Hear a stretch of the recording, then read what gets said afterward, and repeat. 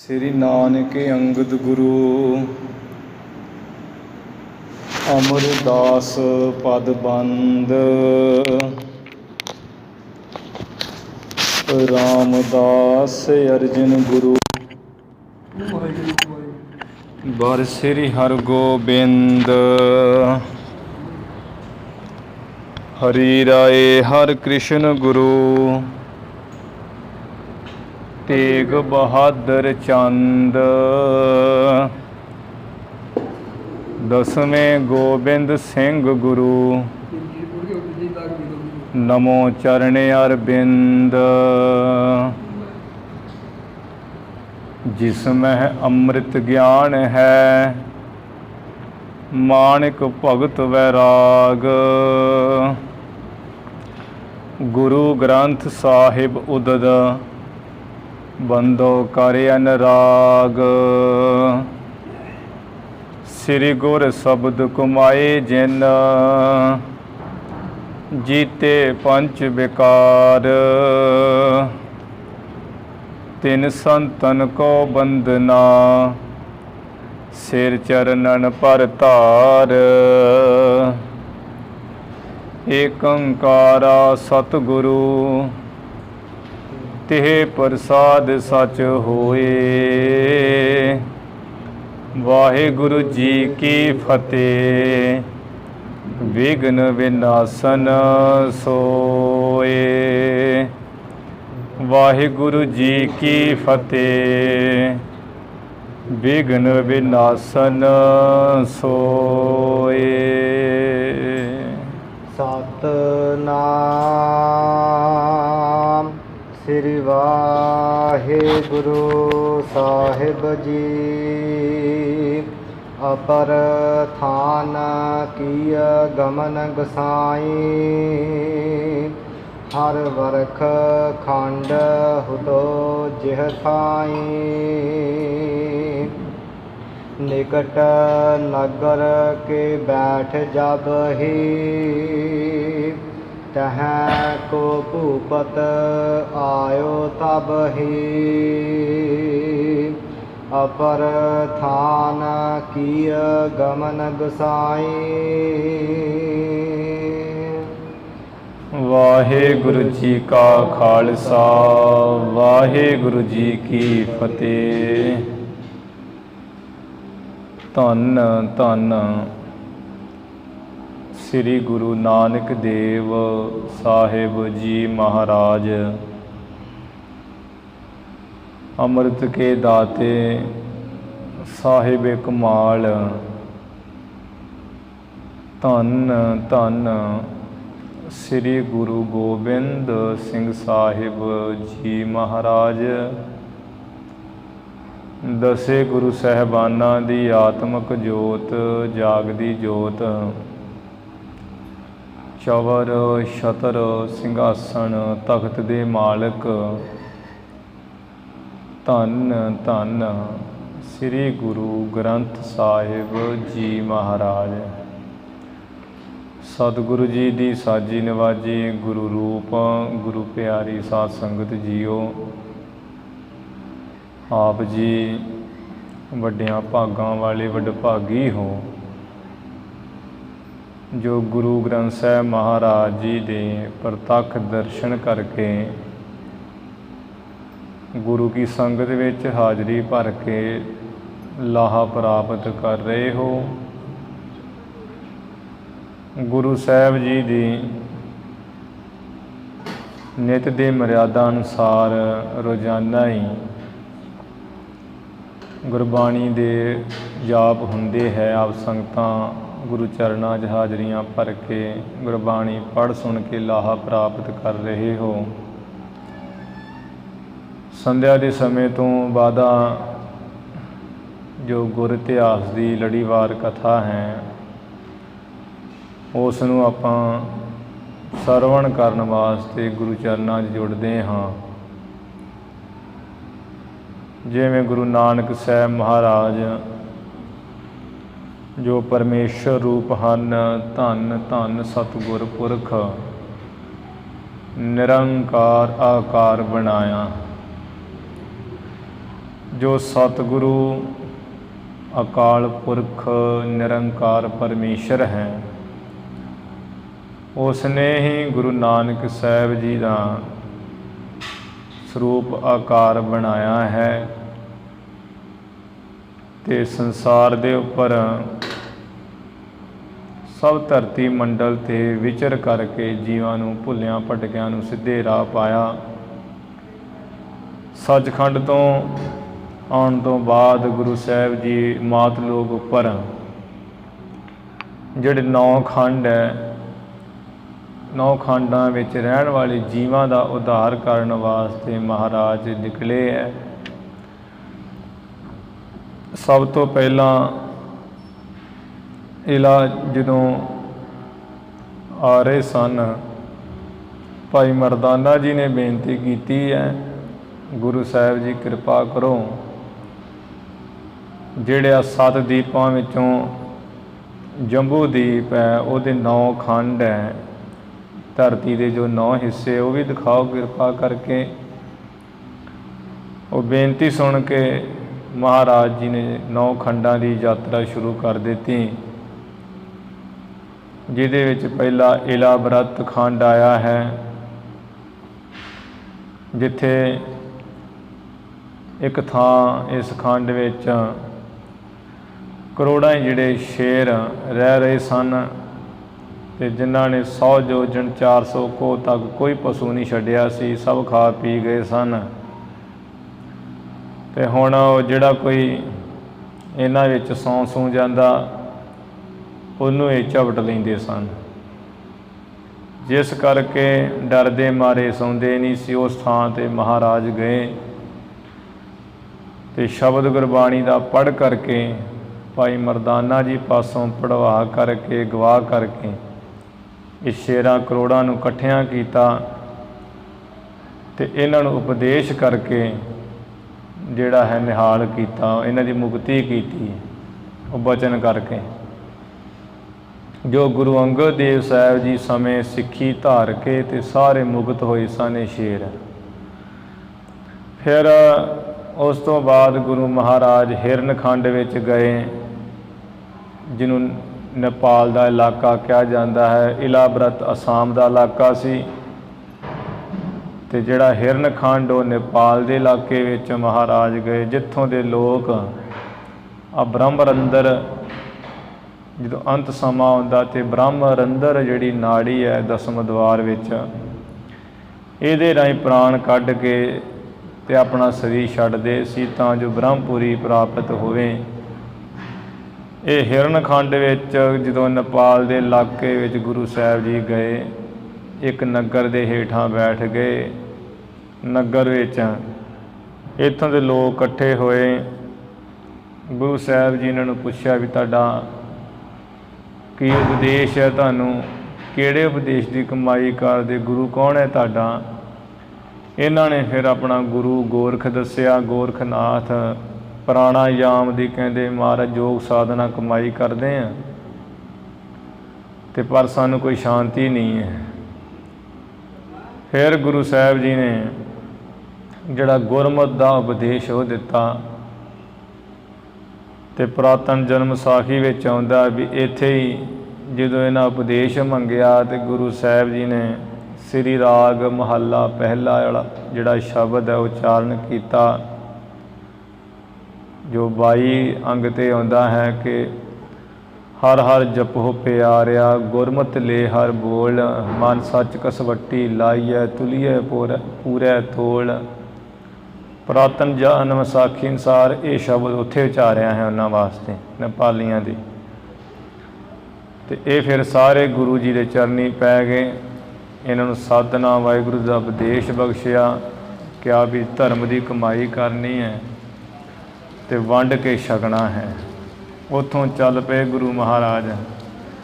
ਜਿਹੜਾ ਕਿਮਪੁਰਖ ਦਾ ਇਲਾਕਾ ਹੈ, ਸਿੱਕਮ ਤਾਮਲੁੰਗ ਸ਼ਹਿਰ, ਇੱਥੇ ਪਹੁੰਚੇ।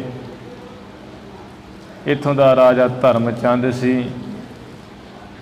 ਉਹ ਪ੍ਰਸੰਗ ਆਪਾਂ ਇੱਥੇ ਜਿਵੇਂ ਆਇਆ ਹੈ ਉਹ ਸਰਵਣ ਕੀਤਾ ਹੈ। ਇਹਦੇ ਵਿੱਚ ਤੇ ਥੋੜ੍ਹਾ ਕਵੀ ਜੀ ਨੇ ਸੰਖੇਪ ਵਿੱਚ ਲਿਖਿਆ ਹੈ ਪੌਂਜੇ ਦਾ ਹੋਰ ਵੀ ਖੋਲ੍ਹ ਕੇ ਖੁਲਾਸਾ ਹੁੰਦਾ ਇਸ ਤਰ੍ਹਾਂ ਕਿ ਜਦੋਂ ਗੁਰੂ ਸਾਹਿਬ ਜੀ ਇਸ ਕਿੰਪੁਰਖ ਸਿੱਕਮ ਦੇ ਇਲਾਕੇ ਵਿੱਚ ਗਏ ਹੈ, ਇੱਥੋਂ ਦਾ ਰਾਜਾ ਧਰਮਚੰਦ ਸੀ, ਜਿਹਦਾ ਨਾਮ ਧਰਮਪਤ ਵੀ ਕਿਹਾ ਜਾਂਦਾ ਹੈ।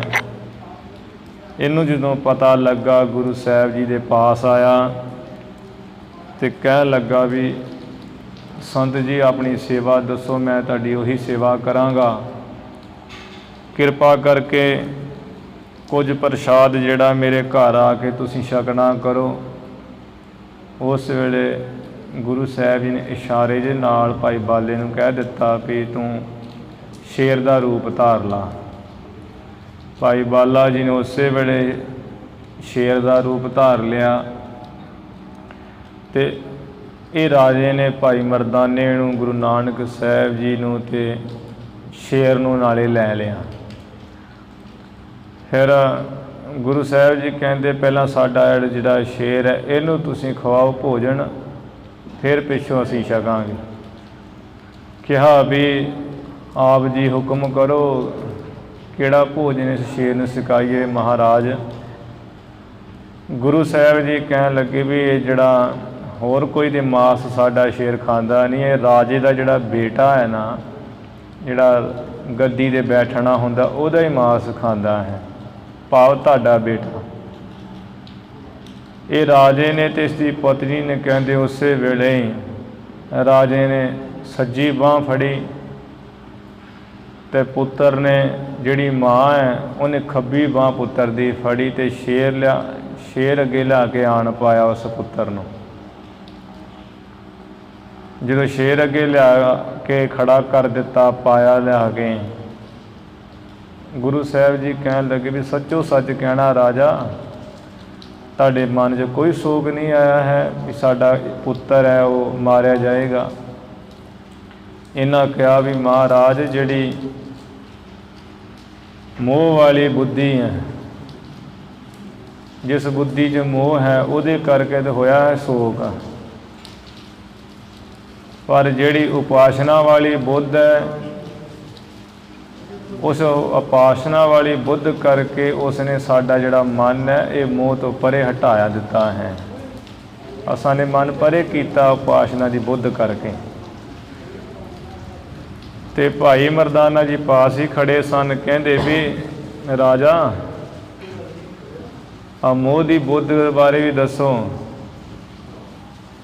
ਅਤੇ ਉਪਾਸਨਾ ਦੀ ਬੁੱਧ ਬਾਰੇ ਵੀ ਦੱਸੋ। ਜਿਹੜਾ ਤੁਸਾਂ ਨੇ ਸ਼ੋਕ ਕੀਤਾ ਨਾ, ਕਹਿੰਦੇ ਉਹ ਦੋਵੇਂ ਦੱਸੋ ਸਾਨੂੰ। ਅਤੇ ਇਹ ਫਿਰ ਰਾਜੇ ਨੇ ਕਿਹਾ ਵੀ ਸੁਣੋ ਜੀ ਸੰਤ ਜੀ, ਅਸਾਂ ਨੇ, ਕਹਿੰਦਾ ਵੀ ਮੈਂ 50 ਰਾਣੀਆਂ ਨੇ ਸ਼ਾਦੀ ਕੀਤੀ ਹੈ, 50 ਰਾਣੀ ਨੇ ਸ਼ਾਦੀ ਕੀਤੀ, ਕਿਸੇ ਦੇ ਉਧਰ ਤੋਂ ਪੁੱਤਰ ਨਹੀਂ ਸੀ ਹੁੰਦਾ। ਫਿਰ ਮੈਂ ਬੜੇ ਪੀਰਾਂ ਫਕੀਰਾਂ ਸੰਤਾਂ ਸਾਧਾਂ ਦੀਆਂ ਜਿਹੜੀਆਂ ਮੰਨਤਾਂ ਬਣਾਈਆਂ, ਪੂਜਿਆ, ਪ੍ਰਸ਼ਾਦ ਕੀਤੇ, ਫਿਰ ਜਾ ਕੇ ਮੇਰੇ ਘਰ ਇੱਕ ਪੁੱਤਰ ਹੋਇਆ। ਹੁਣ ਮੇਰੇ ਘਰ ਜਿਹੜਾ ਪੁੱਤਰ ਹੋਇਆ ਸੀ ਉਹ ਮੇਰੇ ਰਾਜ ਦਾ ਤਿਲਕ ਜੰਮਿਆ ਸੀ, ਜਿਸ ਕਰਕੇ ਪੂਰੇ ਇਹ ਖੰਡ ਵਿੱਚ ਵਧਾਈਆਂ ਹੋਈਆਂ, ਬੜੀਆਂ ਖੁਸ਼ੀਆਂ ਮਨਾਈਆਂ ਗਈਆਂ, ਦਾਨ ਪੁੰਨ ਕੀਤੇ ਗਏ। ਅਤੇ ਜਿਹੜੀ ਮੇਰੀ ਘਰ ਵਾਲੀ ਸੀ ਇਸ ਦੀ ਮਾਤਾ, ਉਹਨੂੰ ਮੇਰੇ ਨਾਲੋਂ ਬਹੁਤਾ ਪਿਆਰਾ ਸੀ ਪੁੱਤਰ, ਕਿਉਂਕਿ ਇਹ ਪੁੱਤਰ ਕਰਕੇ ਉਹ ਸਾਰੀਆਂ ਰਾਣੀਆਂ ਦੀ ਪਟਰਾਣੀ ਬਣ ਗਈ ਸੀ, ਉੱਤਮ ਸੀ ਹੋ ਗਈ, ਪੁੱਤਰ ਕਰਕੇ ਉਹਦੀ ਵਡਿਆਈ ਸੀ। ਫਿਰ ਮੈਂ ਆਪਣਾ ਪੁੱਤਰ ਨੂੰ, ਇਹ ਬੜਾ ਸੋਹਣਾ ਸੀ, ਬੁੱਧੀ ਵਾਲਾ, ਇਹਨੂੰ ਮੈਂ ਰਾਜ ਭਾਗ ਦੀਆਂ ਰਹੁ ਰੀਤੀਆਂ ਸਾਰੀਆਂ ਸਿਖਾਈਆਂ ਸਨ, ਜਿਸ ਕਰਕੇ ਤੇ ਮੈਨੂੰ ਸੋਗ ਹੋਇਆ। ਪਰ ਸੋਗ ਮੇਰਾ ਤਾਂ ਦੂਰ ਹੋਇਆ, ਉਹ ਉਸ ਵੇਲੇ ਮੇਰਾ ਸੋਗ ਚਲਿਆ ਗਿਆ ਵੀ ਜਿਹੜੇ ਗੁਰੂ ਹੈ, ਸੰਤ ਹੈ, ਭਗਵਾਨ ਉਹਦੇ ਇੱਕ ਰੂਪ ਹੁੰਦੇ ਹੈ। ਅਤੇ ਮੇਰਾ ਪੁੱਤਰ ਇਹ ਸੰਤਾਂ ਨੇ ਮੰਗਿਆ ਹੈ, ਜਿਸ ਕਰਕੇ ਮੇਰਾ ਵੀ ਭਲਾ ਹੈ, ਮੇਰੇ ਪੁੱਤਰ ਦਾ ਵੀ ਭਲਾ ਹੈ। ਮੇਰੇ ਪੁੱਤਰ ਨੂੰ ਇਹਨਾਂ ਸੰਤਾਂ ਨੇ ਆਉਂਦਿਆਂ ਹੀ ਮੰਗਿਆ, ਇਹਦੇ ਵਿੱਚ ਸਾਡਾ ਸਾਰਿਆਂ ਦਾ ਹੀ ਭਲਾ ਹੈ, ਇਸ ਕਰਕੇ ਮੇਰਾ ਸੋਗ ਦੂਰ ਹੋਇਆ, ਗਮ ਦੂਰ ਹੋਇਆ ਹੈ। ਭਾਈ ਮਰਦਾਨਾ ਜੀ ਸੁਣ ਕੇ ਕਹਿਣ ਲੱਗੇ ਵੀ ਰਾਜਾ, ਪਹਿਲਾਂ ਤੇ ਜਿਹੜਾ ਤੂੰ ਆਪਣੇ ਪੁੱਤਰ ਦਾ ਪ੍ਰੇਮ ਜਾ ਕਰਕੇ ਮੋਹ ਕੀਤਾ ਹੈ, ਇਹ ਤੂੰ ਸਮਝ ਕੇ ਪਹਿਲਾਂ ਤੇਰਾ ਜਿਹੜਾ ਹੈ ਪੁੱਤਰ ਹੈ, ਇਹਦਾ ਤੇ ਤੇਰਾ ਕੋਈ ਸੰਬੰਧ ਨਹੀਂ ਹੈ। ਦੂਸਰਾ, ਜੇ ਇਹਦੇ ਰਾਜ ਭਾਗ ਲਿਖਿਆ ਲੇਖਾਂ ਵਿੱਚ ਇਹਦੇ ਮੱਥੇ 'ਤੇ ਵੀ ਰਾਜ ਭਾਗ ਇਹਨੇ ਕਰਨਾ ਹੈ, ਫਿਰ ਇਹਨੂੰ ਕੋਈ ਖਤਮ ਨਹੀਂ ਕਰ ਸਕਦਾ, ਮਾਰ ਨਹੀਂ ਸਕਦਾ, ਕਿਉਂਕਿ ਦੇਸ਼ ਕਾਲ ਵਸਤੂ ਇਹ ਇਕੱਠੀਆਂ ਚੀਜ਼ਾਂ ਤਿੰਨ ਮਿਲ ਜਾਣ ਤੇ ਫਿਰ ਸਰੀਰ ਦਾ ਅੰਤ ਦਾ ਸਬੱਬ ਬਣਦਾ ਹੈ। ਜੇ ਤਿੰਨੇ ਇਲਾਕਾ, ਸਮਾਂ ਜਿਸ ਨਾਲ ਇਹਦੀ ਮੌਤ ਹੋਣੀ, ਉਹ ਜੇ ਤਿੰਨੇ ਚੀਜ਼ਾਂ ਇਕੱਠੀਆਂ ਹੋ ਗਈਆਂ ਤੇ ਫਿਰ ਤੇ ਮਰੇਗਾ ਹੀ, ਸ਼ੇਰ ਖਾਏਗਾ ਇਹਨੂੰ, ਤੇ ਜੇ ਐਸਾ ਨਹੀਂ ਹੈ ਤੇ ਫਿਰ ਸ਼ੇਰ ਨਹੀਂ ਇਹਨੂੰ ਖਾ ਸਕੇਗਾ। ਇਹ ਸੁਣ ਕੇ ਫਿਰ ਰਾਜੇ ਨੇ ਸੁਣਿਆ, ਰਾਜਾ ਚੁੱਪ ਕਰ ਗਿਆ। ਭਾਈ ਮਰਦਾਨਾ ਜੀ ਨੇ ਰਾਜੇ ਦੇ ਪੁੱਤਰ ਨੂੰ ਕਿਹਾ ਵੀ ਦੱਸ ਵੀ ਰਾਜਕੁਮਾਰ, ਤੈਨੂੰ ਰਾਜ ਪਿਆਰਾ ਹੈ ਕਿ ਤੈਨੂੰ ਸ਼ੇਰ ਦਾ ਖਾਣਾ ਪਿਆਰਾ ਹੈ?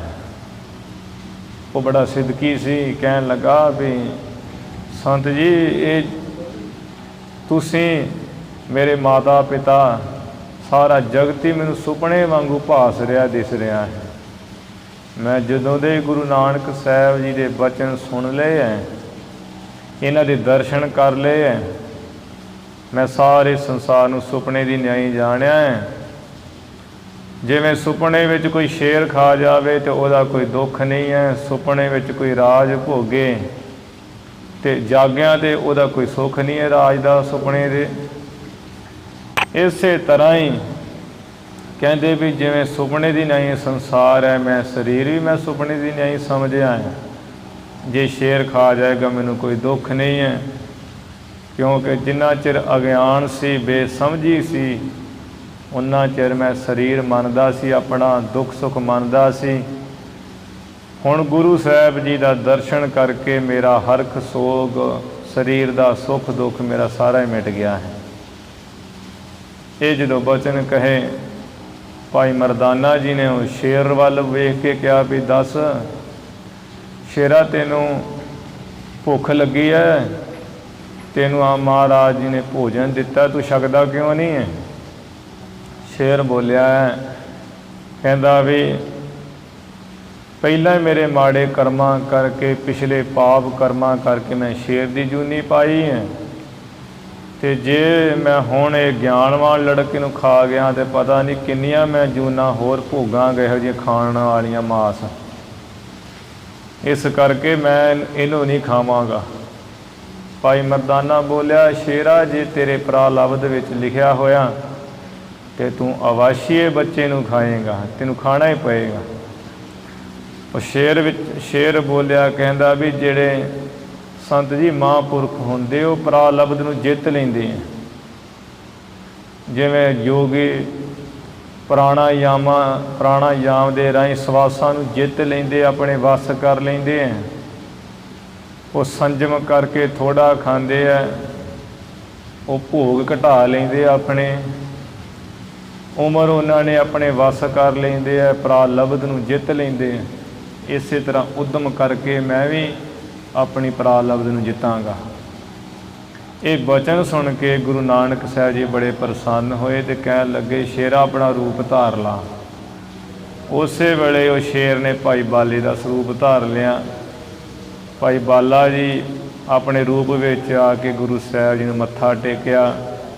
ਇਹ ਵੇਖ ਕੇ ਰਾਜੇ ਨੇ ਵੀ ਟੇਕਿਆ, ਰਾਣੀ ਨੇ ਵੀ ਟੇਕਿਆ, ਪੁੱਤਰ ਨੇ ਵੀ ਟੇਕਿਆ। ਗੁਰੂ ਸਾਹਿਬ ਜੀ ਨੇ ਕਿਹਾ ਵੀ ਰਾਜਾ, ਅਸੀਂ ਤੇ ਤੇਰਾ ਪਰਤਿਆਵਾ ਹੀ ਲੈ ਰਹੇ ਸਾਂ, ਤੁਹਾਡੀ ਜਗਿਆਸਾ ਹੀ ਦੇਖ ਰਹੇ ਸਾਂ ਵੀ ਕਿੰਨੀ ਕੁ ਤੁਹਾਡੀ ਸੰਤਾਂ ਉੱਪਰ ਸ਼ਰਧਾ ਹੈ। ਰਾਜਾ, ਤੂੰ ਤੇ ਧਨ ਹੈ, ਬੇਅੰਤ ਸ਼ਰਧਾ ਤੇਰੀ। ਭਾਈ ਗੁਰਦਾਸ ਜੀ ਲਿਖਦੇ, ਜੇ ਗੁਰ ਸਾਂਗ ਵਰਤਦਾ, ਸਿੱਖ ਸਿਦਕ ਨਾ ਹਾਰੇ।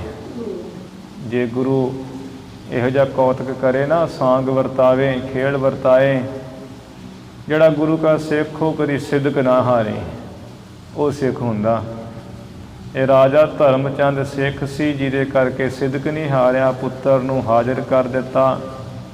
ਦੋਵੇਂ ਪਤੀ ਪਤਨੀ ਨੇ ਸੱਜੀ ਖੱਬੀ ਬਾਂਹ ਤੋਂ ਫੜ ਕੇ, ਤੇ ਫਿਰ ਗੁਰੂ ਜੀ ਨੇ ਕਿਹਾ ਵੀ ਰਾਜਾ, ਤੇਰਾ ਪੁੱਤਰ ਹੁਣ ਇਹ ਖੰਡ ਵਿੱਚ ਬਹੁਤ ਰਾਜ ਕਰੇਗਾ।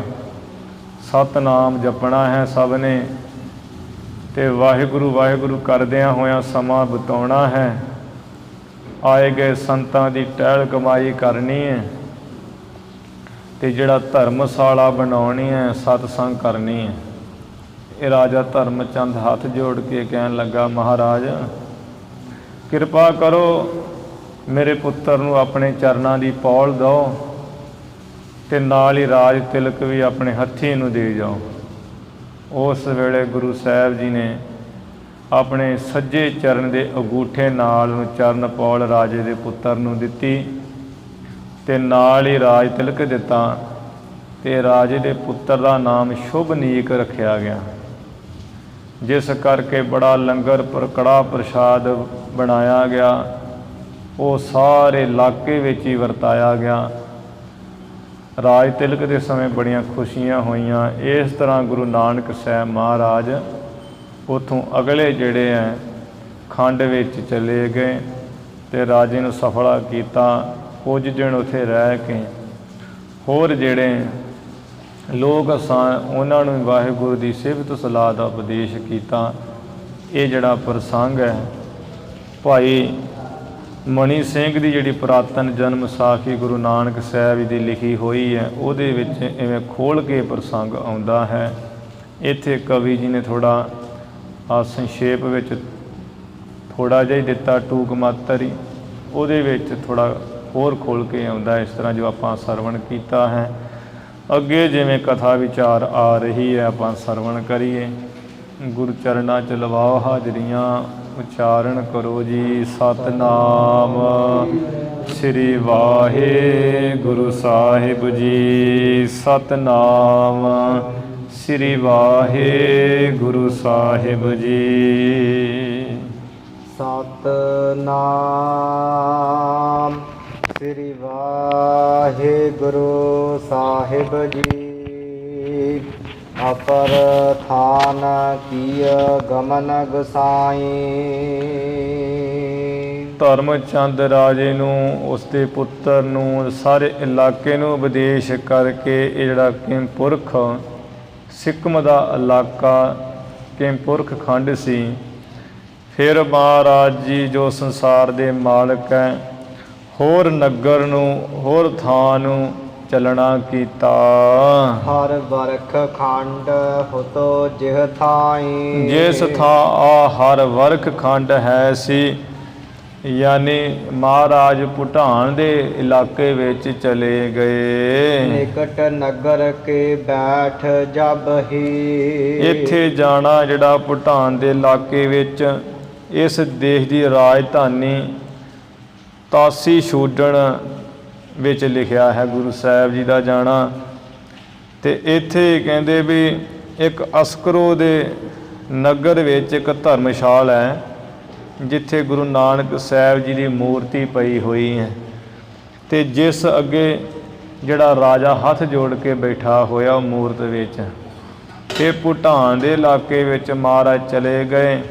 ਜਦੋਂ ਹੀ ਇੱਕ ਨਗਰ ਦੇ ਕੋਲ ਜੇ ਜਾ ਬੈਠੇ, ਤਹਾਂ ਕੋ ਭੂਪਤ ਆਇਓ ਤਬ ਹੀ। ਇਸ ਖੰਡ ਦਾ ਜਿਹੜਾ ਰਾਜਾ ਉਹ ਉਦੋਂ ਆ ਗਿਆ, ਉਸੇ ਵੇਲੇ ਹੀ। ਹੱਥ ਬੰਦ ਬਹੁ ਬਿਨਤੀ ਕਰਕੇ। ਦੋਵੇਂ ਹੱਥ ਜੋੜ ਕੇ ਬਹੁਤੀਆਂ ਬੇਨਤੀਆਂ ਕਰਕੇ। ਰਹਿਓ ਚਰਨ ਪਰ ਨਿਜ ਸਿਰ ਧਰ ਕੇ। ਆਪਣਾ ਜਿਹੜਾ ਸੀਸ ਹੈ ਮਹਾਰਾਜ ਦੇ ਚਰਨਾਂ ਉੱਪਰ ਹੀ ਇਹਨੇ ਧਰ ਰੱਖਿਆ ਹੈ। ਹੋਇ ਅਧੀਨਾ ਜਬ ਰਹਿਓ ਅਗਾਰੀ। ਜਦੋਂ ਹੀ ਇਹ ਰਾਜਾ ਗੁਰੂ ਜੀ ਦੇ ਚਰਨਾਂ ਤੇ ਸੀਸ ਰੱਖ ਕੇ ਬਹੁਤ ਸਮਾਂ ਹੀ ਅਧੀਨ ਹੋਇਆ ਰਿਹਾ, ਨਿਮਾਣਾ ਜਿਹਾ ਰਿਹਾ ਹੋ ਕੇ। ਤਬ ਇਉ ਸ੍ਰੀ ਗੁਰ ਗਿਰਾ ਉਚਾਰੀ, ਤਦੋਂ ਗੁਰੂ ਜੀ ਨੇ ਵੇ ਬਚਨ ਕਿਹਾ, ਜੋਏ ਪਦਾਰਥ ਮਨ ਅਬਿਲਾਖ ਹੋ। ਹੇ ਰਾਜਾ, ਜੋ ਵੀ ਪਦਾਰਥ ਲੈਣ ਦੀ ਤੇਰੇ ਮਨ ਵਿੱਚ ਚਾਹਨਾ ਇੱਛਾ ਹੈ, ਸੋ ਲੀਜਾ ਨਿਜ ਮੁਖ ਤੇ ਭਖ ਹੋ। ਉਹ ਆਪਣੇ ਮੁਖ ਤੋਂ ਕਹਿ ਤੇ ਸਾਡੇ ਪਾਸੋਂ ਪ੍ਰਾਪਤ ਕਰ ਲੈ ਰਾਜਾ।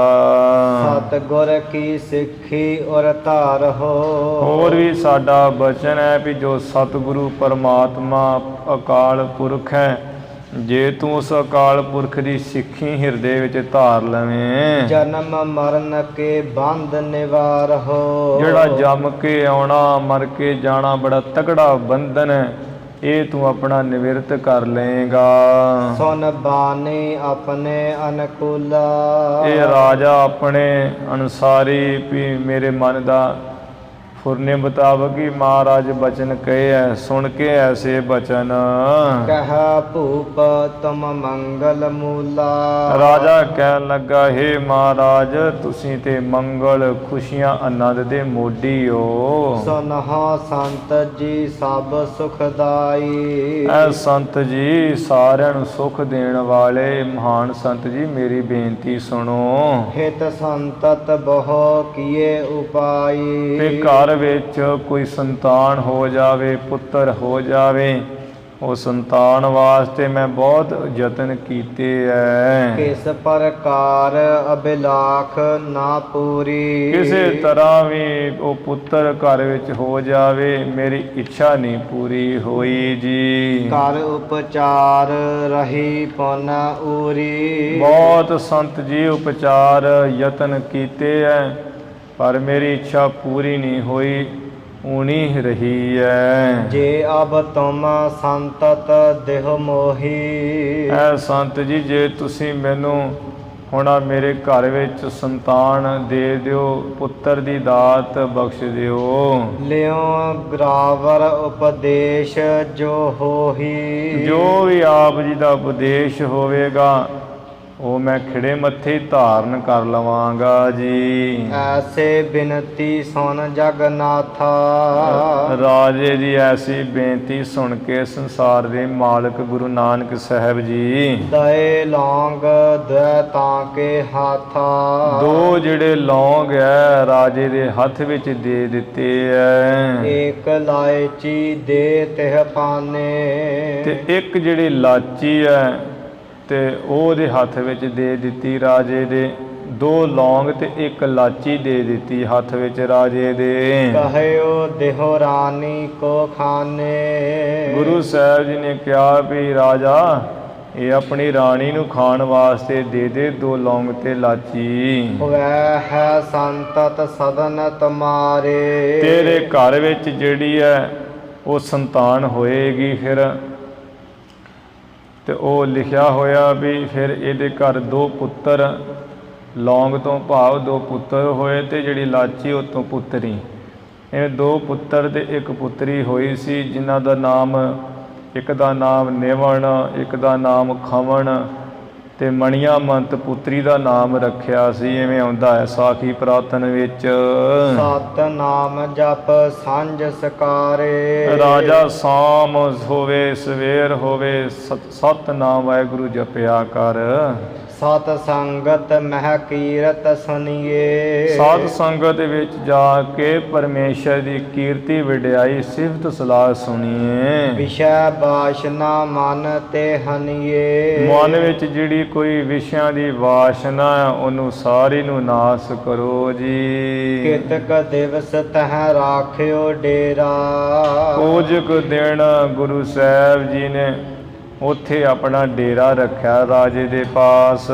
ਸਿੱਖੀ ਮਗ ਪ੍ਰਗਟਾਏ ਘਨੇਰਾ, ਸਿੱਖੀ ਦਾ ਜਿਹੜਾ ਪੰਥ ਹੈ ਉਸ ਇਲਾਕੇ ਵਿੱਚ ਬਹੁਤ ਪ੍ਰਗਟ ਕੀਤਾ ਗੁਰੂ ਸਾਹਿਬ ਜੀ ਨੇ।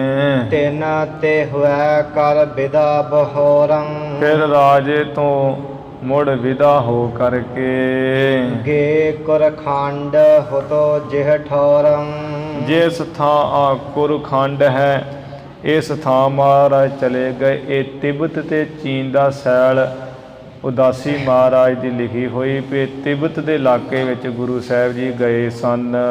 ਜੈਸਾ ਤਿਨ ਲੋਕਨ ਵਿਵਹਾਰੰ, ਜੈਸਾ ਜਿਸ ਤਰ੍ਹਾਂ ਦਾ ਇਹ ਤਿੱਬਤ ਦੇ ਲੋਕਾਂ ਦਾ ਵਿਵਹਾਰ ਹੈ ਸੀ। ਸੋਨ ਸ੍ਰੀ ਅੰਗਦ ਪਰਮ ਉਦਾਰੰ, ਗੁਰੂ ਅੰਗਦ ਦੇਵ ਸਾਹਿਬ ਜੀ ਮਹਾਨੀ ਸਖੀ ਦਾ ਤੇ ਗੁਰੂ ਸਾਹਿਬ ਜੀ ਉਹ ਵੀ ਸੋਨਾ ਕਰੋ ਤਿੱਬਤ ਦੇ ਲੋਕਾਂ ਦਾ ਵਿਹਾਰ।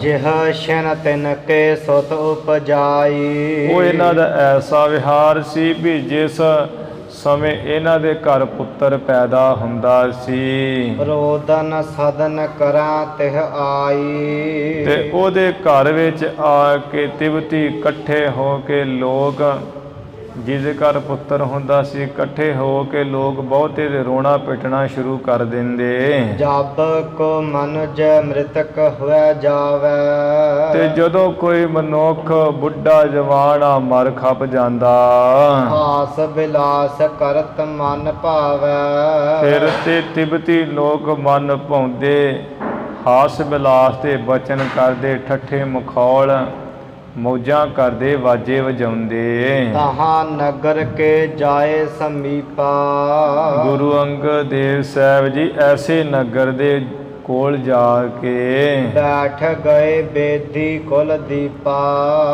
ਬੇਦੀਆਂ ਦੀ ਕੁਲ ਦੇ ਜੋ ਪ੍ਰਕਾਸ਼ ਰੂਪ ਹੈ ਗੁਰੂ ਨਾਨਕ ਸਾਹਿਬ ਜੀ ਬੈਠ ਗਏ ਜਾ ਕੇ। ਮਰਦਾਨਾ ਸੁਨ ਕੇ ਤਿਨ ਗਾਥਾ, ਭਾਈ ਮਰਦਾਨਾ ਐਸੇ ਤਿੱਬਤੀ ਲੋਕਾਂ ਦੀ ਇਹੋ ਜੀ ਗਾਥਾ ਕਥਾ ਜੀ ਸੁਣ ਕੇ ਪੂਜਨ ਲਗਾ ਪ੍ਰਭੂ ਕੇ ਸਾਥਾ, ਗੁਰੂ ਨਾਨਕ ਸਾਹਿਬ ਜੀ ਪਾਸੋਂ ਪੁੱਛਣ ਲੱਗਾ ਭਾਈ ਮਰਦਾਨਾ, ਬੜੇ ਕੌਤਕੀ ਨਰ ਇਹ ਥਾਈ, ਮਹਾਰਾਜ ਜੀ ਜਿਹੜਾ ਇਹ ਥਾਂ ਹੈ ਐਸਾ ਇਲਾਕਾ ਹੈ, ਇੱਥੋਂ ਦੇ ਲੋਕ ਬੜੇ ਤਮਾਸ਼ਗੀਰ ਹੈ। ਦੁਆ ਬਾਤਾਂ ਵਿਪਰੀਤ ਕਰਾਈ, ਇਹ ਤੇ ਦੋਵੇਂ ਗੱਲਾਂ ਹੀ ਉਲਟੀਆਂ ਹੀ ਕਰਦੇ ਐ। ਸ੍ਰੀ ਗੁਰ ਕਹਿ ਸੁਨੋ ਮਰਦਾਨਾ, ਗੁਰੂ ਸਾਹਿਬ ਜੀ ਕਹਿਣ ਲੱਗੇ ਹੇ ਭਾਈ ਮਰਦਾਨਾ ਸੁਣੋ ਸਾਡਾ ਬਚਨ।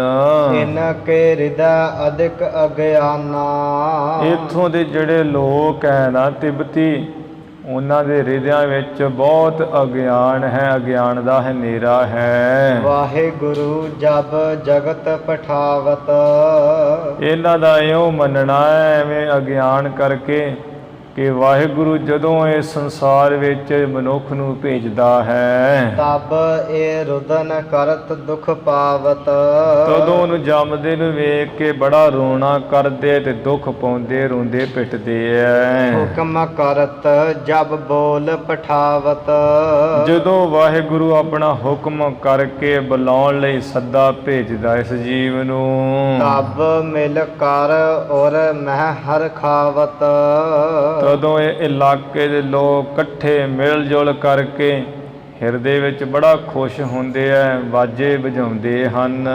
ਅਗਿਆਨ ਸਹਤ ਇਨ ਕੋ ਵਿਵਹਾਰ, ਮਰਦਾਨਿਆ ਇਹਨਾਂ ਦਾ ਜਿਹੜਾ ਵਿਹਾਰ ਹੈ ਨਾ, ਰੀਤੀ ਮਰਿਆਦਾ ਜੀ, ਉਹ ਅਗਿਆਨ ਸਹਿਤ ਹੈ। ਸੁਨੀਏ ਗਿਆਨੀ ਕੇਰ ਅਚਾਰ, ਜਿਹੜੇ ਗਿਆਨੀ ਹੈ, ਇਹ ਗਿਆਨੀਆਂ ਦਾ ਕੈਸਾ ਵਿਹਾਰ ਹੈ, ਕੈਸਾ ਕਰਤੱਵ ਹੈ, ਉਹ ਵੀ ਭਾਈ ਮਰਦਾਨਾ ਸੁਣੀਏ। ਭੇਜੇ ਤੇ ਔਰ ਮਹਿ ਹਰ ਖਾਵਤ, ਜੇ ਉਹ ਵਾਹਿਗੁਰੂ ਆਪਣੇ ਹੁਕਮ ਨਾਲ ਜਦੋਂ ਭੇਜਦਾ ਹੈ ਇਸ ਜੀਵ ਨੂੰ, ਤੇ ਉਹ ਜਿਹੜੇ ਵਾਹਿਗੁਰੂ ਦੇ ਪਿਆਰੇ ਹੈ ਗਿਆਨੀ ਲੋਕ, ਉਹ ਹਿਰਦੇ ਵਿੱਚ ਬੜਾ ਖੁਸ਼ ਹੁੰਦੇ ਐ। ਬੋਲ ਪਠੇ ਤੇ ਮਨ ਸੁਖ ਪਾਵਤ, ਤੇ ਜਦੋਂ ਹੀ ਉਹ ਵਾਹਿਗੁਰੂ ਆਪਣਾ ਹੁਕਮ ਕਰਕੇ ਬੁਲਾਉਣ ਲਈ ਸੱਦਾ ਭੇਜਦਾ ਹੈ, ਤੇ ਉਹ ਤਾਂ ਵੀ ਮਨ ਵਿੱਚ ਸੋਖੀ ਪਾਉਂਦੇ ਐ। ਸਿਮਰਨ ਕਰਤ ਦੋ ਵਿਦ ਮਾਹੀ, ਦੋਵਾਂ ਵਿਧੀਆਂ ਵਿੱਚ ਹੀ, ਦੋਵਾਂ ਤਰੀਕਿਆਂ ਵਿੱਚ ਉਹ ਸਿਮਰਨ ਕਰਦੇ ਐ। ਕਿ ਜਿਹਦੇ ਜਨਮ ਹੋ ਜਾਵੇ ਬੱਚੇ ਦਾ ਤਾਂ ਉਹ ਰੋਂਦੇ ਨਹੀਂ ਹੈ, ਤਾਂ ਵੀ ਉਹ ਸਿਮਰਨ ਹੀ ਕਰਦੇ ਹੈ। ਤੇ ਜੇ ਉਹ ਜਿਹੜਾ ਹੈ ਚਲਿਆ ਜਾਵੇ ਜੀਵ, ਤੇ ਫਿਰ ਹੀ ਉਹ ਰੋਂਦੇ ਨਹੀਂ ਹੈ ਜਾਂ ਉਹ ਹੱਸਦੇ ਨਹੀਂ ਹੈ। ਉਹ ਦੋਵਾਂ ਸਮਿਆਂ ਵਿੱਚ ਸਿਮਰਨ ਹੀ ਕਰਦੇ ਆ ਗਿਆਨੀ ਪੁਰਸ਼। ਹੁਕਮ ਮਾਨ ਮਨ ਮਤ ਨਾ ਕਰਾਹੀ, ਵਾਹਿਗੁਰੂ ਦਾ ਹੁਕਮ ਖਿੜੇ ਮੱਥੇ ਮੰਨ ਕੇ ਤੇ ਆਪਣੀ ਮਨਮਤ ਨਹੀਂ ਕਰਦੇ। ਉਹ ਤੇ ਗੁਰਮੁਖ ਆਪ ਵੀ ਗੁਰਮੁਖ ਸੱਦੇ ਜਾਣ ਆਵਣ ਘੱਲਿਆਂ ਵੀ ਗੁਰਮੁਖ ਵਾਹਿਗੁਰੂ ਦੇ ਸੱਦੇ ਜਿਹੜੇ ਚਲੇ ਜਾਂਦੇ ਆ ਤੇ ਉਹ ਕਹਿਣੇ ਕਰਕੇ ਆ ਜਾਂਦੇ ਸੰਸਾਰ ਉੱਪਰ ਮੌਜ ਦੇ ਮਾਲਕ, ਤੇ ਉਹ ਵਾਹਿਗੁਰੂ ਦਾ ਹੁਕਮ ਮੰਨਦੇ ਆ, ਆਪਣੇ ਉਹ ਭਾਣੇ ਹੁਕਮ ਵਿੱਚ ਨਹੀਂ ਚੱਲਦੇ, ਮਨਮਤ ਨਹੀਂ ਕਰਦੇ। ਇਸ ਪ੍ਰਕਾਰ ਮਰਦਾਨੇ ਸਾਥਾ, ਇਸ ਤਰ੍ਹਾਂ ਭਾਈ ਮਰਦਾਨੇ ਨਾਲ ਭਨਤ ਹੋਤੇ ਤਿਹ ਛਿਨ ਜਗਨਾਥਾ। ਉਸ ਸਮੇਂ ਜਗਤ ਦੇ ਮਾਲਕ ਗੁਰੂ ਨਾਨਕ ਸਾਹਿਬ ਕਹਿ ਸੁਣੀ ਰਹੇ ਸੀ। ਬਹੁਤ ਲੋਕ ਮਿਲ ਕਰ ਤਬ ਆਏ। ਇਹ ਜਿਹੜੇ ਤਿੱਬਤੀ ਲੋਕ ਸਨ ਬਹੁਤ ਇਕੱਠੇ ਹੋ ਕੇ ਮਿਲ ਕਰਕੇ ਤਦੋਂ ਆਏ। ਵੈਸੇ ਪਾਸ ਆਨ ਤਿਹ ਥਾਏ। ਜਿੱਥੇ ਗੁਰੂ ਮਹਾਰਾਜ ਬੈਠੇ ਹੋਏ ਸੀ ਉਸੇ ਥਾਂ ਤੇ ਆਣ ਕੇ ਇਹ ਵੀ ਕੋਲ ਜੇ ਹੋ ਆ ਬੈਠੇ। ਤਿਨ ਸੋ ਬੂਝਤ ਭਾ ਮਰਦਾਨਾ। ਉਹ ਜਦੋਂ ਆ ਕੇ ਬਹੁਤ ਹੀ ਬੈਠ ਗਏ ਹੈ, ਉਹਨਾਂ ਨਾਲ ਬੈਠ ਕੇ ਭਾਈ ਮਰਦਾਨਾ ਪੁੱਛਣ ਲੱਗਾ, ਕਰਹੁ ਅਪਰ ਬਿਰਤੰਤ ਬਖਾਨਾ। ਕਹਿਣ ਲੱਗਾ ਵੀ ਆਪਣਾ ਜਿਹੜਾ ਪ੍ਰਸੰਗ ਹੈ, ਰੀਤੀ ਮਰਿਆਦਾ ਤੁਹਾਡੀ, ਉਹ ਮੈਨੂੰ ਕਹਿਣਾ ਕਰੋ। ਮਰਤ ਹਸਤ ਜਨਮੇ ਤੇ ਰੋਏ। ਫਿਰ ਜਦੋਂ ਕੋਈ ਜਨਮ ਲੈਂਦਾ ਹੈ ਤੁਸੀਂ ਬੜਾ ਰੋਂਦੇ ਪਿੱਟਦੇ ਹੋ, ਜਦੋਂ ਮਰਦਾ ਹੈ ਹੱਸਦੇ ਟੱਪਦੇ ਹੋ। ਜਾਨਾ ਤੁਮੇ ਗਿਆਨ ਹੈ ਕੋਏ। ਤੁਸਾਂ ਨੇ ਕੋਈ ਨਾ ਕੋਈ ਤੇ ਆ ਜਿਹੜਾ ਗਿਆਨ ਜਾਣਿਆ ਸਮਝਿਆ ਹੀ ਹੋਊਗਾ। ਬੋਲੇ ਤਿੰਨ ਮਹਿ ਹੋਤੇ ਜੋ ਸਿਆਣੇ। ਉਹਨਾਂ ਵਿੱਚ ਜਿਹੜੇ ਇਕੱਠੇ ਹੋ ਕੇ ਆਏ ਸੀ ਤੇ ਜਿਹੜੇ ਕੋਈ ਸਿਆਣੇ ਬਜ਼ੁਰਗ ਹੈ ਸਾਨੂੰ ਬੋਲੇ, ਇਸ ਵਿਦ ਗਿਆਨ ਹਿਰਦੈ ਹਮ ਜਾਣੇ। ਕਹਿਣ ਲੱਗੇ ਮਹਾਤਮਾ ਜੀ ਇਸ ਤਰ੍ਹਾਂ ਦਾ ਗਿਆਨ ਅਸਾਂ ਨੇ ਹਿਰਦੇ ਵਿੱਚ ਜਾਣਿਆ ਸਮਝਿਆ ਹੈ। ਈਸ਼ਵਰ ਤੇ ਬਿਸ਼ਰੈ ਜਬ ਜਨਮੈ। ਜਦੋਂ ਇਹ ਜੀਵ ਜਨਮਦਾ ਹੈ ਅਸੀਂ ਐਵੇਂ ਜਾਣਿਆ ਸਮਝਿਆ ਵੀ ਈਸ਼ਵਰ ਪਰਮੇਸ਼ਰ ਤੋਂ ਵਿਛੜ ਜਾਂਦਾ ਹੈ। ਮਾਰੇ ਮਿਲਤ ਈਸ਼ਵਰ ਕੇ ਤਨ ਮੈਂ। ਤੇ ਜਦੋਂ ਮਰ ਜਾਂਦਾ ਅਸੀਂ ਐਵੇਂ ਸਮਝਦੇ ਹਾਂ ਵੀ ਈਸ਼ਵਰ ਪਰਮੇਸ਼ਰ ਦੇ ਸਰੀਰ ਵਿੱਚ ਹੀ ਜਾ ਮਿਲਿਆ ਹੁਣ ਇਹ। ਜਨਮੈ ਤੇ ਜਗ ਪਾਵਹਿ ਦੁਖ ਕੋ। ਹੁਣ ਇਹ ਜਦੋਂ ਜਨਮ ਜਾਂਦਾ ਹੈ ਸੰਸਾਰ ਵਿੱਚ ਅਸੀਂ ਜਾਣਦੇ ਆ ਵੀ ਇਹ ਦੁੱਖ ਪਾਵੇਗਾ, ਹੁਣ ਰੋਵੇਗਾ ਇੱਥੇ। ਮਰੇ ਮਿਲੈ ਈਸ਼ਵਰ ਲਹਿ ਸੁਖ ਕੋ। ਉਹਦੇ ਮਰੇ ਤੇ ਅਸੀਂ ਇਹ ਸਮਝਦੇ ਹਾਂ ਵੀ ਹੁਣ ਈਸ਼ਵਰ ਨੂੰ ਮਿਲ ਜਾਏਗਾ, ਸੁਖ ਨੂੰ ਲਏਗਾ, ਪ੍ਰਾਪਤ ਕਰੇਗਾ। ਰੋਵੈ ਹਸੈ ਇਹੀ ਗਤ ਜਾਣੈ। ਐ ਮਹਾਤਮਾ ਜੀ ਇਸੇ ਕਰਕੇ ਇਸੀ ਗੱਲ ਕਰਕੇ ਹੀ ਜਾਣਦੇ ਸਮਝਦੇ ਹਾਂ ਵੀ ਜਿਹੜਾ ਰੋਂਦੇ ਆ ਤੇ ਹੱਸਦੇ ਆ। ਸੁਨ ਸ੍ਰੀ ਨਾਨਕ ਬੈਨ ਬਖਾਨਾ। ਇਹਨਾਂ ਤੋਂ ਸੁਣ ਕਰਕੇ ਗੁਰੂ ਨਾਨਕ ਸਾਹਿਬ ਜੀ ਨੇ ਬਚਨ ਕਹੇ, ਦੋਹਰਾ ਪਰਮੇਸ਼ਰ ਕੋ ਮਿਲਨ ਜੋ। ਮਹਾਰਾਜ ਕਹਿ ਲੱਗੇ ਹੈ ਜਿਹੜੇ ਬੈਠੇ ਹੋਏ ਸਨ ਤਿੱਬਤੀ, ਕਹਿੰਦੇ ਭਾਈ ਜਿਹੜਾ ਪਰਮੇਸ਼ਰ ਨੂੰ ਮਿਲਣਾ ਹੈ ਮਹਾ ਬਿਖਮ ਪਹਿਚਾਨ। ਉਹ ਤੇ ਬਹੁਤ ਔਖਾ ਹੈ, ਪਹਿਚਾਨ ਲਓ, ਸਮਝ ਲਓ, ਪਰਮੇਸ਼ਰ ਨੂੰ ਮਿਲਣਾ ਬਹੁਤ ਔਖਾ ਪਿਆ ਹੈ। ਤੇ ਕਈ ਕਹਿੰਦੇ ਜੀ ਆਓ ਤੁਹਾਨੂੰ ਅਸੀਂ ਪਰਮ ਧਾਮ ਦਿਖਾ ਦਈਏ। ਬਿਨ ਸਤ ਸੰਗਤ ਭਗਤ ਤੇ। ਬਿਨਾ ਸਤ ਸੰਗਤ ਵਿੱਚ ਜਾਇਆ ਭਗਤੀ ਕੀਤੇ ਤੋਂ ਬਗੈਰ ਜਾਨ ਉਪਾਵ ਨਾ ਆਨ। ਹੋਰ ਕੋਈ ਉਪਾਅ ਯਤਨ ਹੀਲਾ ਨਾ ਜਾਣੋ ਵੀ ਬਿਨਾ ਸਤ ਸੰਗਤ ਕੀਤੇ ਤੋਂ, ਬਿਨਾ ਭਗਤੀ ਕੀਤੇ ਤੋਂ ਬਿਨਾ ਮਰਿਆ ਹੀ ਮਿਲ ਜਾਈਦਾ ਹੈ ਭਲਾ। ਜੋ ਪਈ ਪ੍ਰੇਮ ਭਗਤ ਕਰ ਕੀਰਤ ਰਗਾਵਨਾ। ਵਾਹਿਗੁਰੂ ਦੀ ਜਿਹੜੀ ਸਤ ਸੰਗਤ ਹੈ ਉਹਦੇ ਵਿੱਚ ਪ੍ਰੇਮਾ ਭਗਤੀ ਕਰਕੇ ਤੇ ਜਿਹੜੀ ਉਹਦੀ ਸਿਫਤ ਸਲਾਹਣਾ ਗਾਉਣੀ ਹੈ। ਜਪਾ ਜਾਪ ਨਾਮ ਲਿਵ ਲਾਵਨਾ। ਨਾਮ ਵਿੱਚ ਮਨ ਦੀ ਬਿਰਤੀ ਦੀ ਲਿਵ ਲਾ ਕੇ ਅਜਪਾ ਜਾਪ ਕਰਨਾ ਹੈ। ਬਿਨਾ ਜਪੇ ਬਿਨਾ ਉਚਾਰੇ ਰਸਨਾ ਨਾਲ ਨਹੀਂ, ਪਰਾ ਬਾਣੀ ਦੇ ਨਾਲ ਜਿਹੜਾ ਨਾਭੀ ਵਿੱਚੋਂ ਹੀ ਨਿਕਲੇ ਬਿਨਾ ਮੁਖ ਬੋਲੇ ਤੋਂ ਉਹਨੂੰ ਅਜੱਪਾ ਜਾਪ ਕਹਿੰਦੇ ਆ। ਅਜੱਪਾ ਜਾਪ ਜਪੈ ਮੁਖ ਨਾਮ। ਇਹ ਜਿਹੜਾ ਹੈ ਨਾ ਪਰਾ ਬਾਣੀ ਇਸ ਮੁਖ ਦੇ ਰਾਹੀਂ ਅਜੱਪਾ ਜਾਪ ਜਪੇ, ਰਸਨਾ ਨਾ ਹਿੱਲੇ ਅਤੇ ਅੰਦਰੇ ਅੰਦਰੀ ਜਿਹੜਾ ਚੱਲਣਾ ਹੈ ਇਹਨੂੰ ਅਜੱਪਾ ਜਾਪ ਕਿਹਾ ਜਾਂਦਾ ਹੈ।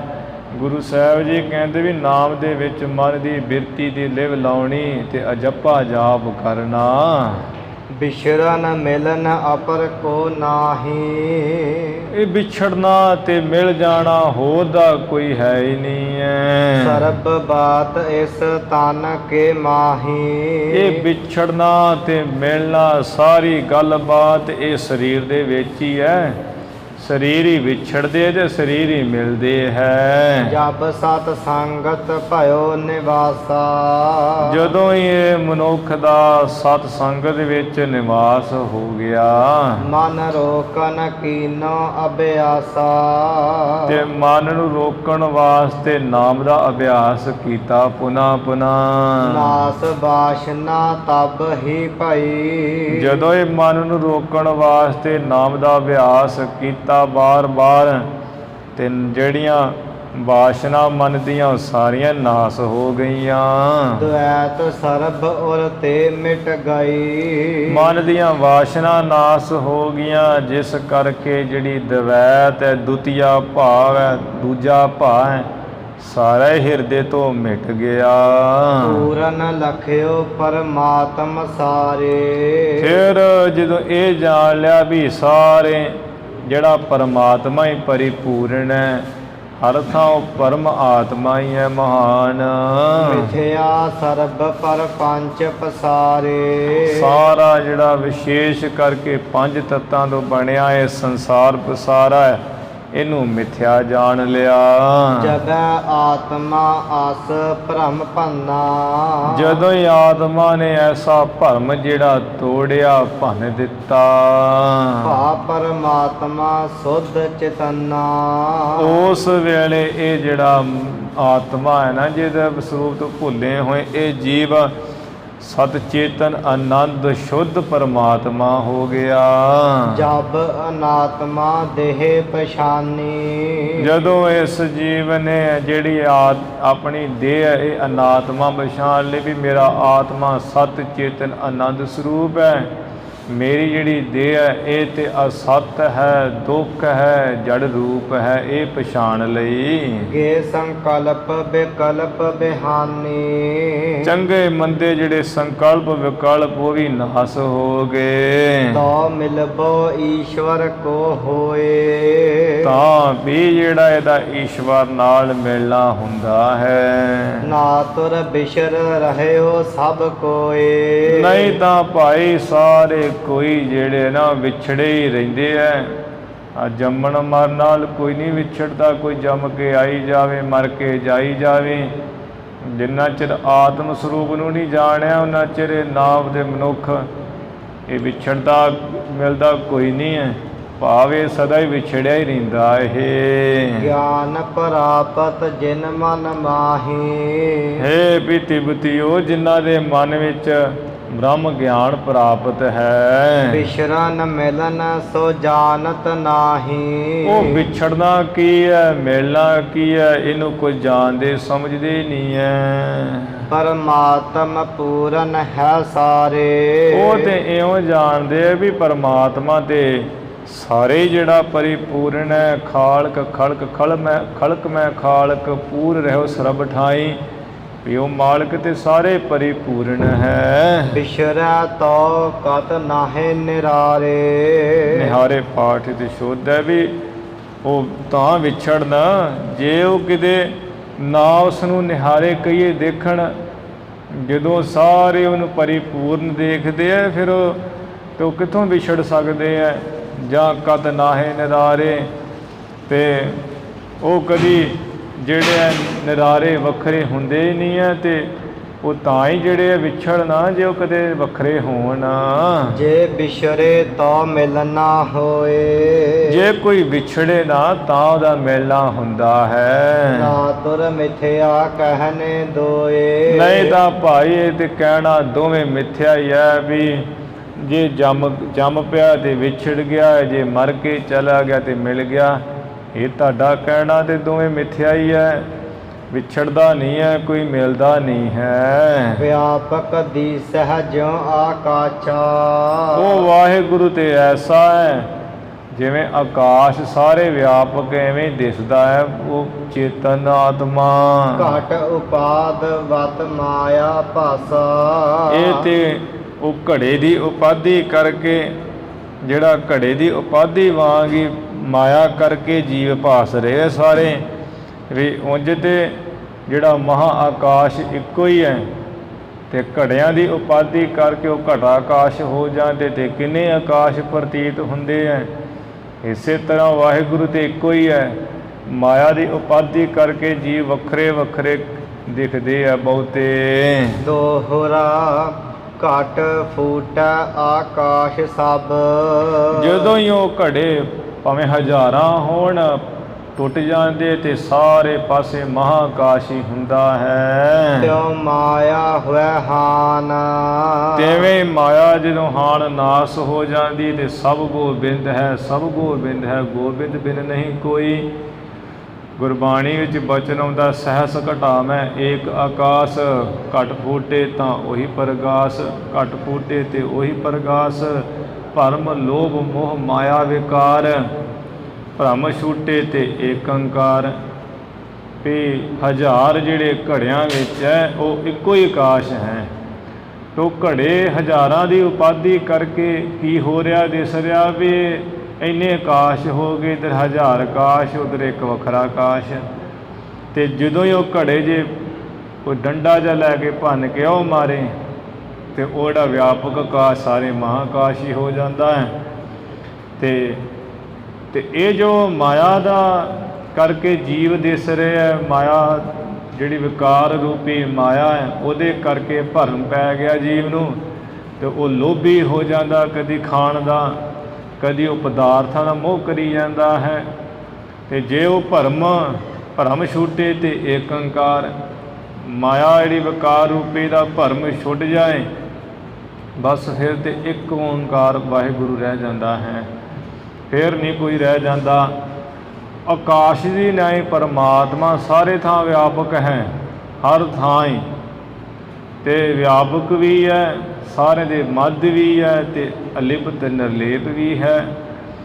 ਉਹ ਜਿਵੇਂ ਘੜੇ ਬਹੁਤਿਆਂ ਕਰਕੇ ਦਿਸਦਾ ਹੈ ਨਾ, ਘਟਾ ਆਕਾਸ਼, ਮਠਾ ਆਕਾਸ਼, ਜਲਾ ਆਕਾਸ਼, ਮੇਘਾ ਆਕਾਸ਼ ਹੋ ਜਾਂਦੇ ਹੈ ਉਪਾਧੀਆਂ ਕਰਕੇ, ਪਰ ਹੈ ਇੱਕੋ ਕੀ ਹੈ ਮਹਾ ਆਕਾਸ਼। ਉਹਦੇ ਕਰਕੇ ਹੀ ਉਹ ਕਿੰਨੇ ਭੇਦ ਹੋ ਜਾਂਦੇ ਹੈ ਉਪਾਧੀਆਂ ਕਰਕੇ।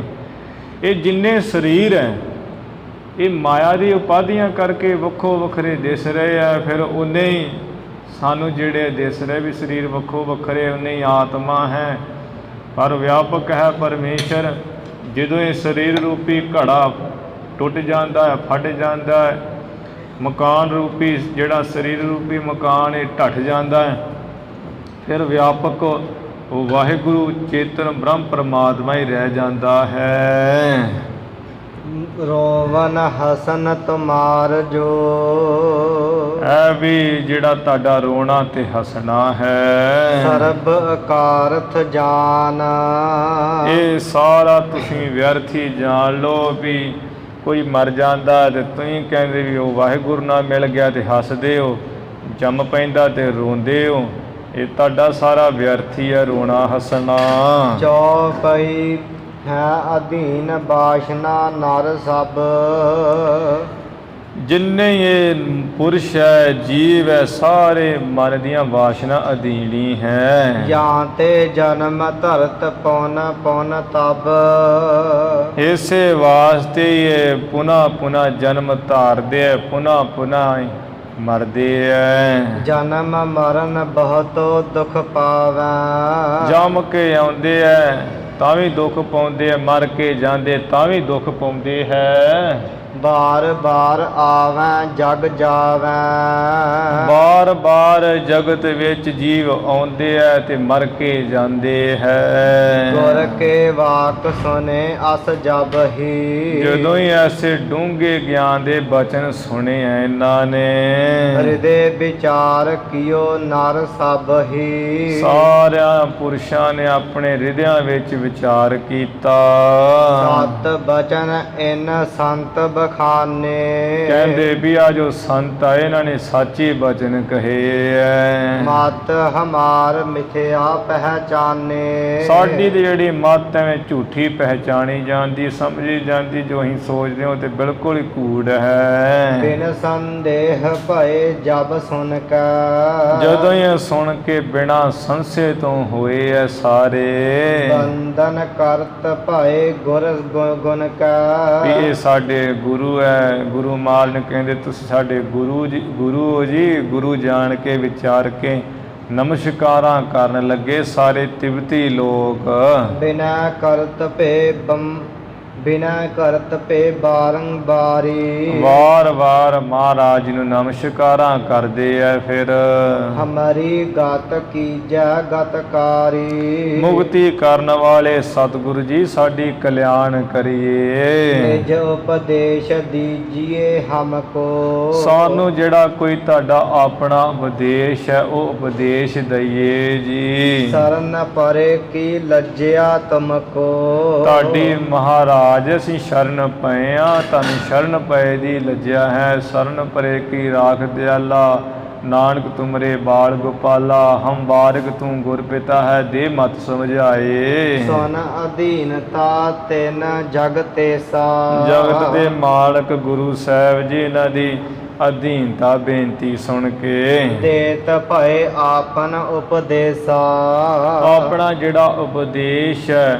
ਉਸ ਨੂੰ ਫਿਰ ਦੇਣ ਲੱਗੇ। ਸਤਿਨਾਮ ਸਿਮਰਹੁ ਲਿਵ ਲਾਵਹੁ, ਐ ਭਾਈ ਤੁਸੀਂ ਜਿਹੜਾ ਸਤਿਨਾਮ ਵਾਹਿਗੁਰੂ ਉਸ ਦਾ ਸਿਮਰਨ ਕਰਿਆ ਕਰੋ ਲਿਵ ਲਾ ਕੇ। ਤਿਹ ਤੇ ਸਗਰੀ ਇੱਛ ਪਜਾਵਹੁ, ਸਤਿਨਾਮ ਵਾਹਿਗੁਰੂ ਦੇ ਸਿਮਰਨ ਕਰਕੇ ਆਪਣੀ ਸਾਰੀ ਜਿਹੜੀ ਇੱਛਾ ਉਹ ਪੂਰੀਆਂ ਕਰ ਲਓ। ਹੁਕਮ ਸਤ ਮਾਨਹੁ ਕਰਤਾਰਾ, ਬਾਕੀ ਜੋ ਕਰਤਾਰ ਵਾਹਿਗੁਰੂ ਦਾ ਹੁਕਮ ਹੈ ਉਹਨੂੰ ਵੀ ਖਿੜੇ ਮੱਥੇ ਹਰ ਵਕਤ ਸਾਚੀ ਮੰਨੋ।